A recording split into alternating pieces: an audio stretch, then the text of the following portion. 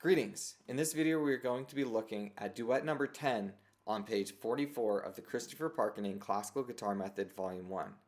This piece is an imitation of the introduction to Bach's Fugue from his third violin sonata, which is BWV 1005 if you want to look it up. It is a brilliant piece of music and it is well worth listening to. Let's go ahead and look at the treble spots in this piece. It is an excellent benchmark for students who are working their way through this book because it spans all the notes we've looked at so far, all the way from D up to G. We have F naturals for the most part. Let me double check if there's any F sharps in your part. No, there's not. So it's all in C major, D, E, F, G, A, B, C, D, E, F, up to G. But it's going to be a great review, and working on this piece will help you to jump to a lot of these notes that might not be as familiar on the D string and just work our way through the fretboard. So it is well worth learning, in addition to the fact that it also provides some interesting rhythmic challenges. There's just an unusual variety to it that we're not used to in other pieces. A lot of pieces tend to have a much more consistent texture, and this is going to have half notes, quarter notes, eighth notes, half notes, eighth notes, quarter notes, just mixed together in such a way that I've seen student after student just really get tripped up on this, and it's worth taking the time to really figure it out. Slow down, stop, practice to a metronome, count along out loud. When you start this piece, it begins with a pickup measure, which means it's not a complete measure. It's just going to start with beat 3 and beat 4 of measure 0. So when we have an incomplete measure to start a piece, or a pickup measure, that measure is referred to as measure 0. And then after that, each measure is numbered starting with 1.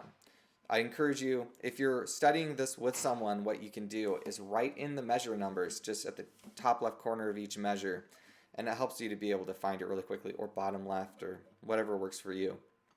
If you're working with an orchestra, that's really common to write in all your measure numbers, and you can just follow along as the conductor is saying, this measure do this measure do that.